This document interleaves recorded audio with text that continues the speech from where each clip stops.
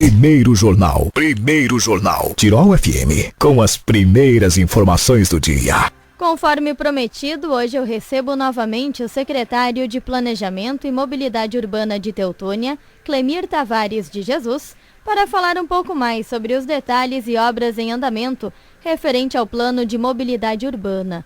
Bom dia, Clemir, tudo bem? Bom dia, Bruna. Bom dia a todos os ouvintes da Rádio Tirol. E hoje, Bruna, um bom dia especial porque dia 14 de agosto é dia do cardiologista, né? Então vamos lá mandar um abraço aí, Dr. Paulo Ramayer, Dr. Guilherme Vogt, os cardiologistas, e a todos os cardiologistas da região. Saúde em primeiro lugar sempre, né? Os mecânicos do coração, né, Bruna? Clemir, Teutônia cresce e, consequentemente, é necessário uma organização, um planejamento da cidade e também das suas vias, né? Portanto, conta pra gente um pouco mais sobre o plano de mobilidade urbana aqui de Teutônia. Perfeito. Nós já havíamos dado uma pequena passada na entrevista passada, né, Bruna? O que acontece, Teutônia não havia formulado um plano de mobilidade urbana para o município. E veja o quanto isso é importante. A partir do plano de mobilidade urbana, você adapta o plano diretor participativo. Ou seja, o município ele cresce de acordo com a mobilidade. Então, o quão importante é a gente organizar essa questão do trânsito, essa questão das veias artérias do município, porque nós sabemos que Teutônia, para fazer a mobilidade, como eu já disse em outras ocasiões, ela tem bastante dificuldades, até da maneira com que o município se formou, de 3 bairros distintos, de um município que de norte a sul tem uma extensão grande, né? E, enfim, as dificuldades, barreiras naturais, fez com que a mobilidade de Teutônia ficasse um pouco prejudicada. Então nós tínhamos o compromisso de formular um plano de mobilidade e junto com isso fazer a revisão do plano diretor. Então as duas coisas estão caminhando junto. Durante a primeira etapa do plano de mobilidade, onde nós tratamos das principais entradas e saídas do município, por exemplo, nós temos um problema crônico no bairro Languiru, que é todo o escoamento que vem da Boa Vista, de Poço das Antas e que passa pelo centro de Languiru. E é uma reclamação muito antiga. As opções que nós temos para resolver isso, elas são poucas, porque de um lado tem arroio, né? Do outro lado tem o morro, então nós temos assim poucas opções. Mas nós conseguimos fazer um traçado de maneira com que a gente conseguisse, talvez com não tanto investimento, mas sim um traçado criativo. Logicamente que algumas questões vão ser discutidas ainda, mas nós conseguimos ir em loco, observar o local, né, e desviar esse trânsito para sair em um local onde não iria causar problema para a população. Então esse é um desafio grande que nós já conseguimos criar esse traçado com 2 saídas, uma para a RS 128 e outra para a Rota do Sol, né? Outra questão importante também, se nós observarmos hoje em Teutônia, nós não temos uma veia artéria que liga os 3 bairros. Nós até temos a Estrada Velha, que é a estrada mais antiga do município, porém, nós sabemos que ela é uma estrada que não é uma estrada larga, que tem alguns problemas de fluxo, né? Então, assim, na verdade, nós precisamos planejar que o crescimento do município conte com uma estrada que ligue os 3 bairros com maior facilidade, não contando com a Via Láctea, né? Porque a Via Láctea seria o trânsito mais pesado e nós precisamos ligar os 3 bairros.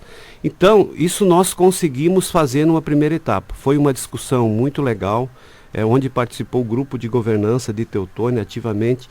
Logicamente que agora, nessa época de pandemia, a gente não consegue fazer muitas reuniões, mas tiveram a disponibilidade de fazer isso por aplicativos. Nós fizemos aí 2, 3 apresentações, eles participaram, sugeriram, e nós então já estamos com a primeira etapa desse plano já concluído.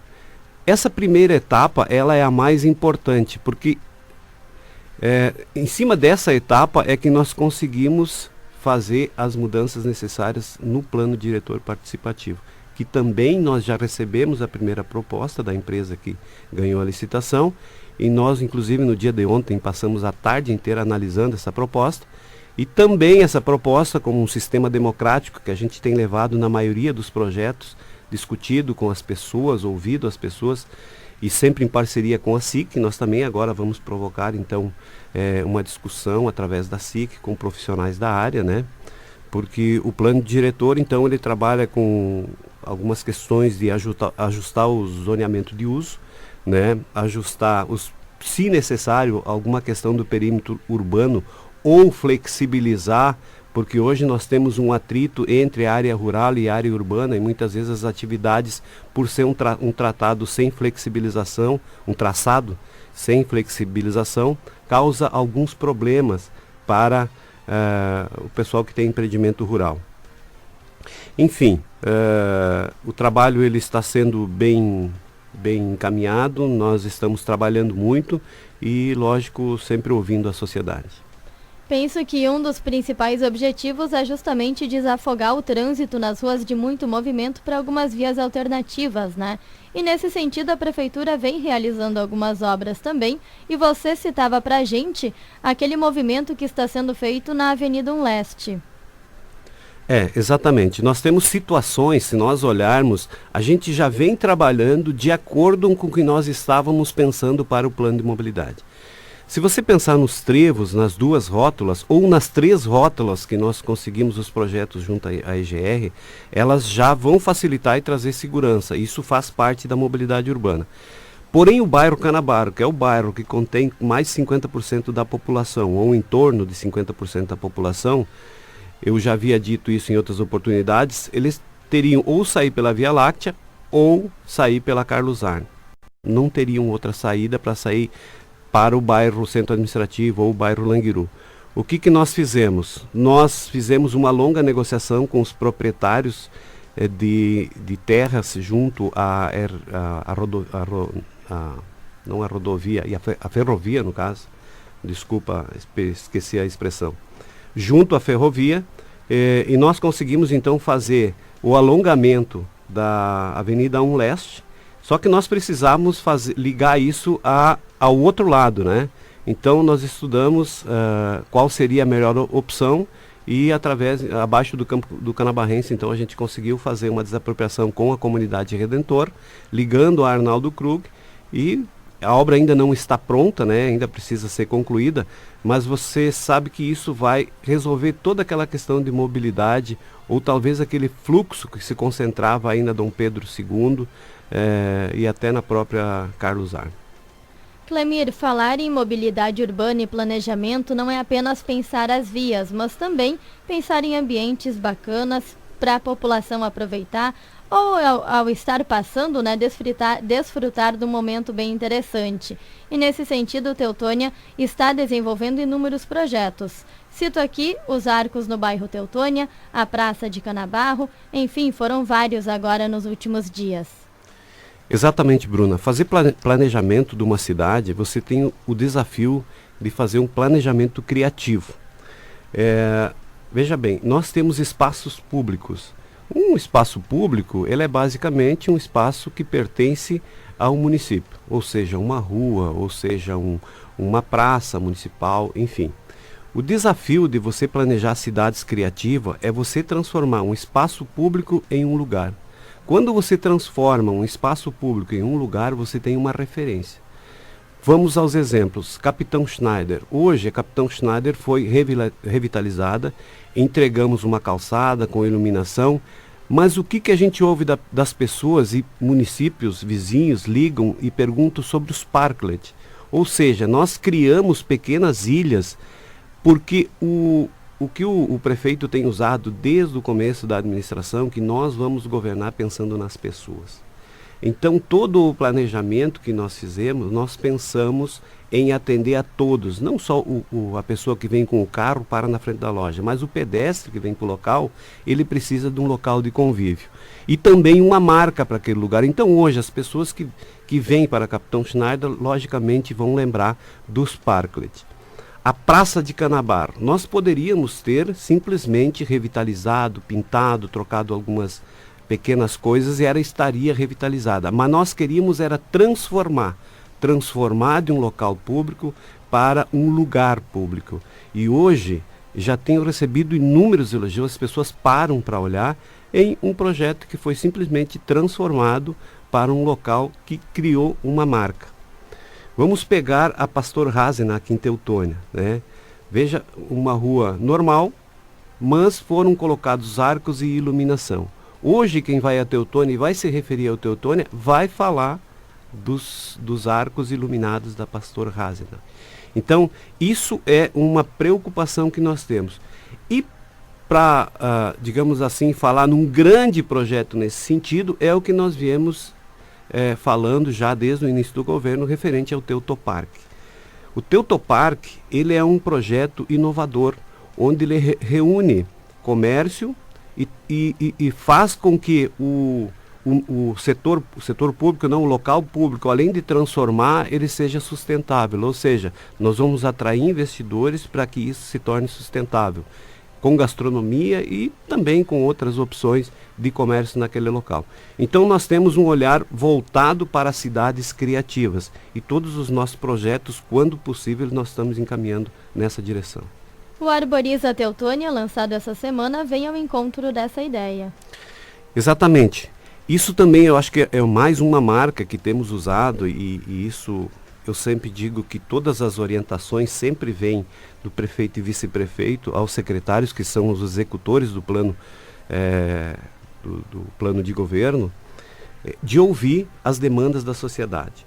Então nós tivemos inúmeros pedidos para que se desse atenção a essa questão de arborização, né? Muitas pessoas ligavam no município, mas derrubaram árvore, estão tirando árvore, nós temos que fazer o contrário, nós precisamos plantar árvore. Quando se fala em um projeto de arborização, se imagina, nós temos que começar a plantar árvores, mas não é bem dessa forma que a gente tem que encarar.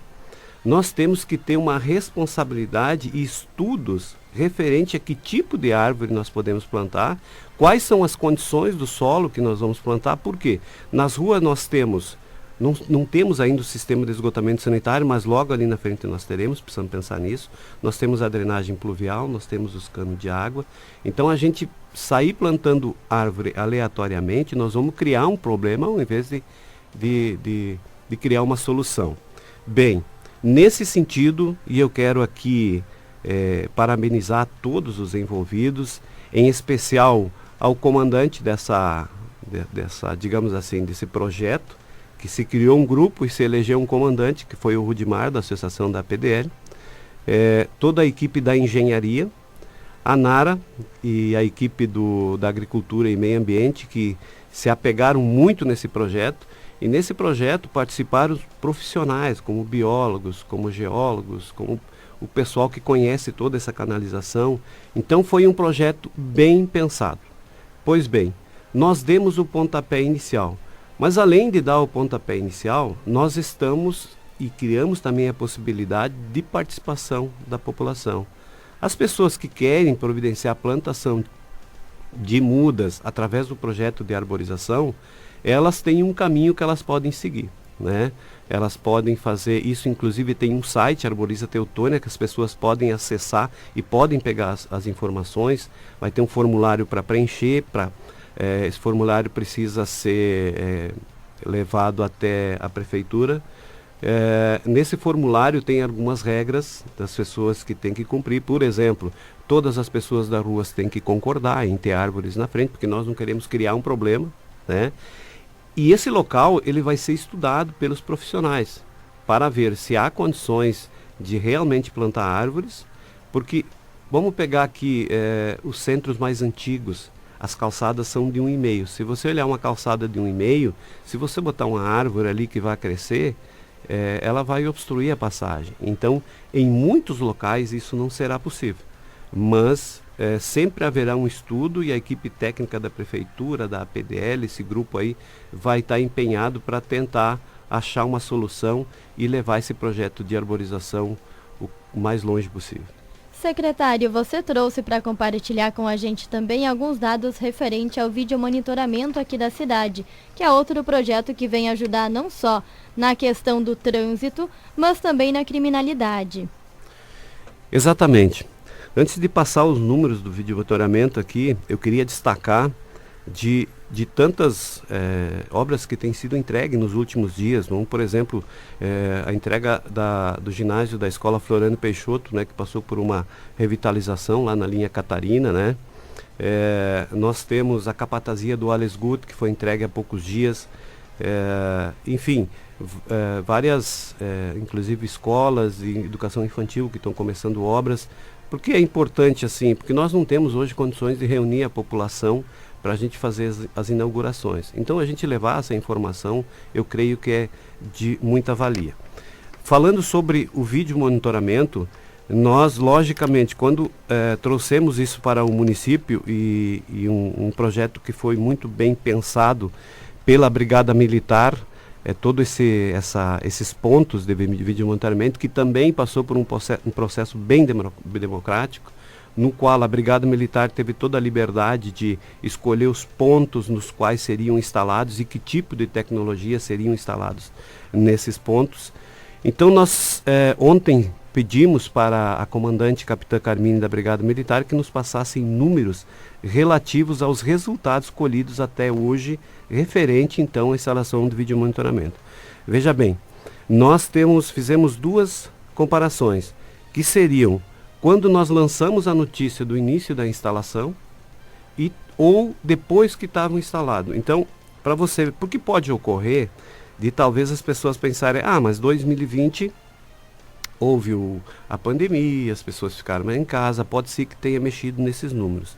Mas se nós pegarmos os números de novembro, que foi o início da instalação do vídeo monitoramento, os números são fantásticos. Para te ter uma ideia, roubo à residência teve uma redução de 85%, Bruna. Roubo a estabelecimentos comerciais teve uma redução de 56%. Roubo a pedestre, 12%. E furto e arrombamento, uma redução de 60%. Esses são os índices criminais prioritários elegidos pela Brigada. Então, veja bem, se nós formos trazer isso aqui para somente fevereiro até mês de agosto, ou mês de julho de 2020, nos casos de roubo à residência, nós tivemos uma redução de 100%. Na questão do roubo a estabelecimentos comerciais, ficou uma média de 80%, e assim se assemelha aos outros números que eu passei há pouco.